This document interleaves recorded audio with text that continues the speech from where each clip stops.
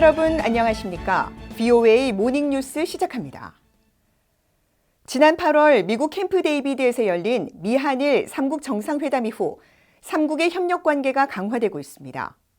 하지만 이 같은 3국 협력이 각국의 정치 상황에 따라 흔들리지 않도록 해야 한다는 지적이 이어지고 있습니다. 3국의 외교 전문가들은 3국 협력의 제도화를 강조하면서 미한일 3국 협력 사무국을 서둘러 설립해야 한다고 제안했습니다. 안준호 기자가 보도합니다. 워싱턴의 싱크탱크인 윌슨 센터가 미한일 3국 관계를 주제로 개최한 토론회에서 윌슨 센터의 마크 그린 대표는 지난 8월 미한일 캠프 데이비드 3국 정상회의는 새로운 플랫폼의 시작이었다고 평가했습니다. 일회성 행사가 아니라 미한일 3국이 규칙에 기반한 질서를 강화할 수 있는 기회였으며 동아시아와 전 세계에 도움이 될 것이란 설명입니다. Now, there is much work to be done. This cannot be the meeting at Camp David and the work that we've done to date. It cannot be a flicker. It must be a glowing candle that lights the way to a more exciting future. 한국의 김성환 전 외교부 장관은 미한일 3국 협력이 민주주의 시장 경제와 규칙에 기반한 질서라는 공동의 가치를 수호하는 데 크게 기여할 것이라고 평가했습니다. 그러면서 시급한 과제는 3국의 합의를 효과적으로 이행할 수 있는 실무 메커니즘을 만드는 것이라면서 3국 협력 사무국을 이른 시일 안에 설립해 3국 협력을 총괄해야 한다고 강조했습니다. When there is a change in the domestic political situation or there is something coming up between the relations between the two countries. So there are concerns about this issue related with this changes in the domestic political situation. As we know, U.S. presidential election is scheduled next year, and in Korea, we'll have a parliamentary election in April. 일본의 게니치로 사사의 전 미국 주재 대사도 동아시아의 도전적인 안보 환경에 직면해 뜻을 같이 하는 3국이 평화의제 설정 등 큰 변화를 만들 수 있다면서 가장 중요한 것은 3국 관계 제도화라고 말했습니다. 또 중국의 부상에 따른 대처 등 국제 문제에 대한 협력을 강조했습니다. And constructively address the issues coming from the rise of China. Let this project be also the first step in shaping and solidifying our cooperation in global terms. The three countries need to go global together, since what happens outside the region impacts this region. 토론회에 참석한 전문가들은 또 미한일 3국이 경제 부문에서 시너지 효과를 내려면 민간기업 협력을 강화할 메커니즘 조성에도 각별한 관심이 필요하다고 밝혔습니다.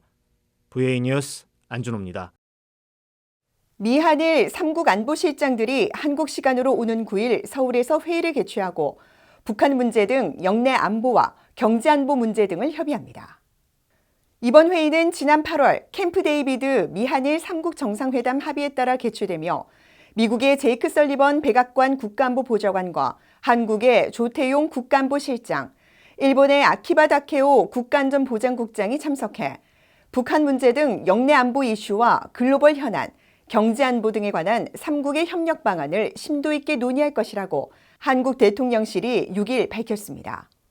한국 대통령실은 또 이달 미국과 한국의 안보실장은 서울에서 별도로 1차 한미 차세대 핵심 신흥 기술 대화를 열고 두 나라의 반도체와 배터리, 청정에너지, 인공지능 등에 대한 협력 방안을 논의하기로 했으며 전날인 8일에는 미국과 한국, 한국과 일본 안보실장 간의 양자회담이 각각 진행된다고 밝혔습니다. 미국의 람 이메뉴얼 일본 주재 대사가 미한일 3국의 삼각협력은 일회성이 아니며 내년에 있을 한국 총선과 미국 대통령 선거 결과에 관계없이 지속될 것이라고 밝혔습니다.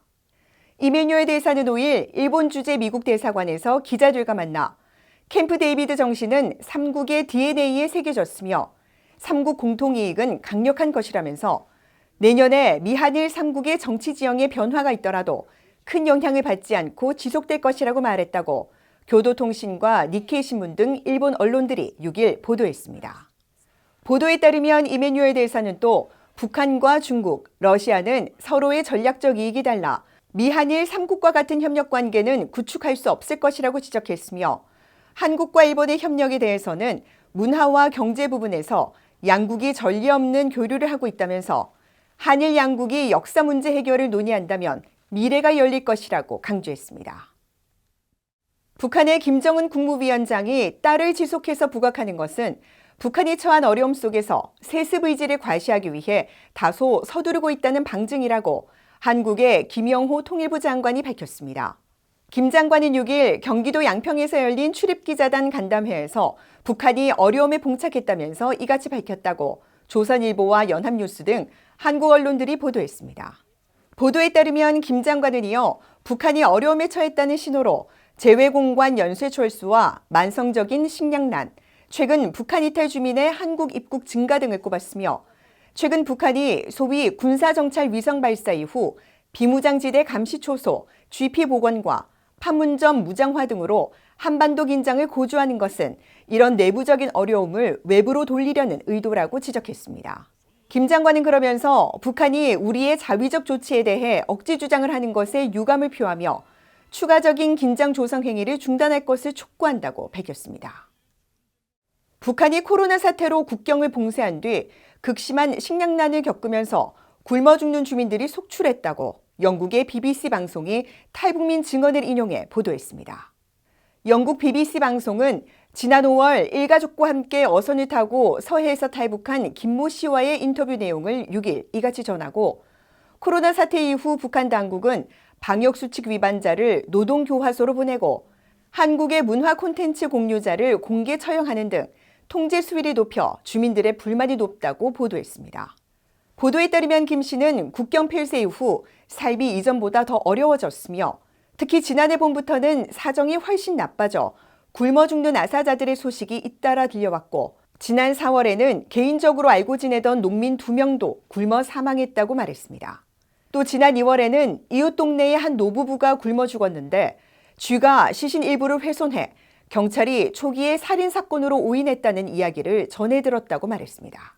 BBC는 이 같은 김 씨의 말은 다른 소식통들의 전언과 최근 북한 상황에 대한 국제기구 보고서 등과 일치한다고 보도했습니다.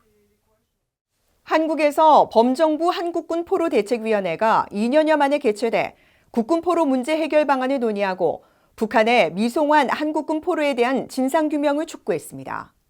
한국 국방부는 6일 국방부 청사에서 통일부 등 관계부처와 함께 범정부 한국군 포로 대책위원회를 열고 미송환 한국군 포로 진상규명 등 유가족과 관련 단체 요구사항에 대한 정부의 추진사항을 점검하고 국군 포로 문제 해결 방안을 논의했다고 밝혔습니다.